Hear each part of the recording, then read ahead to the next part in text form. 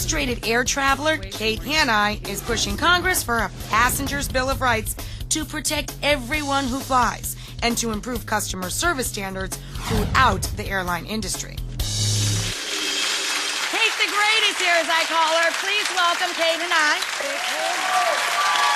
Kate is looking out for us. She started up this coalition.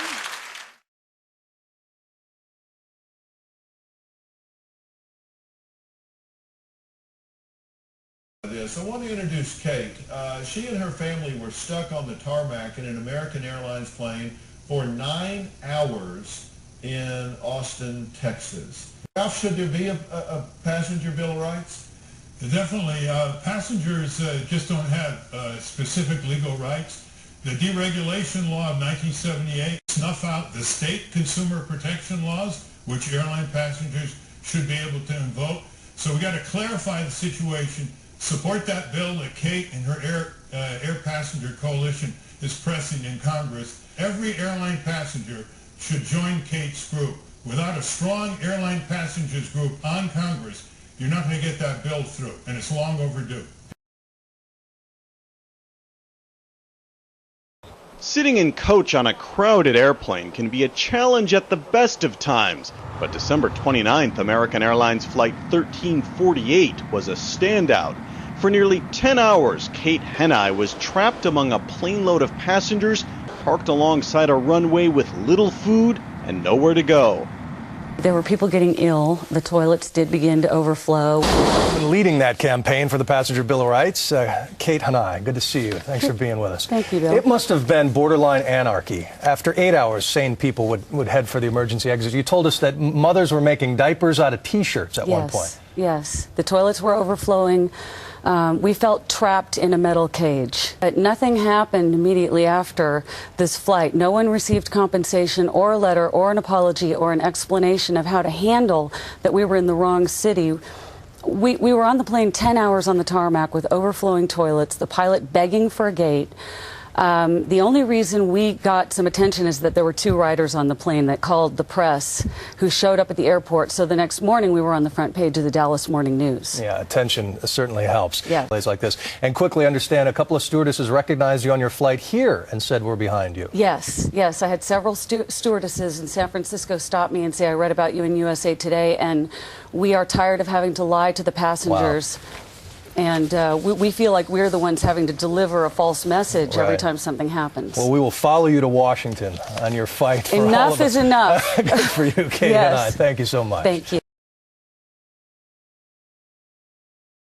We should point out that, the pilots are very hardworking, so are the flight attendants, and they're in the same boat, or I should say plane, as all the passengers. And your pilot got so frustrated, the pilot did something about the situation, right? Yes, he finally said, enough is enough. I'm pulling the plane in. I may lose my job, but I'm not going to keep these passengers captive in this plane any longer. And then American Airlines, in our case, didn't respond at all, which JetBlue did day before yesterday, respond immediately, which was a good thing. Well, Kate Hanni, we know that you have the support of the public and from U.S. Senator Barbara Boxer. We wish you well. More power to you, Kate. Thank you so much. Thank you. From NBC News World Headquarters in New York, this is NBC Nightly News with Brian Williams. There were 800,000 plus cancellations last year for which no time on the tarmac data is gathered by the government. Those are astronomical numbers. Katie Hanni was one of 138 passengers on board. I mean, the fact that they diverted us for weather was a good thing. The stewardesses desperately tried to keep the tempers and the temperament of the passengers down.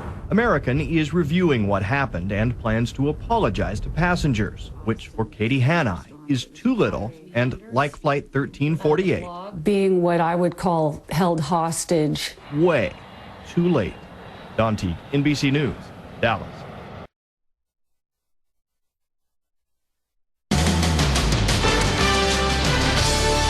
Inside Edition with Deborah Norville. Hi, everybody, and thank you for joining us. It was, by all accounts, the flight from hell. I'm inside this plane with overflowing toilets. The air was toxic.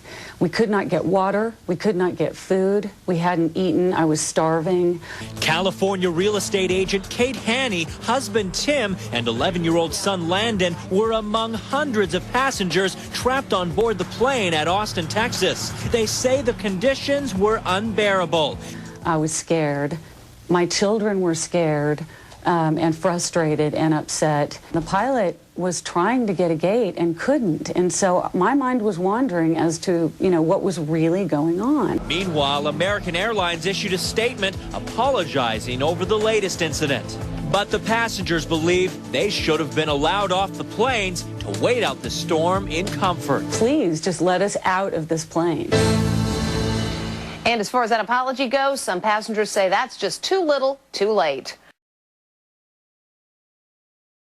You're completely captive. You're like a sardine in a can, and there's no option. Last December, Kate Hanni's family vacation got off to a bumpy start when her American Airlines flight from San Francisco to Dallas was diverted to Austin. She says time doesn't fly when you're stuck inside an airplane. And you sat on the tarmac for 9 hours and 17 minutes. The toilets are stinking. You can smell illness throughout the plane. You're starving to death. You're dehydrated. Frustrating, but I mean, all you can do is laugh.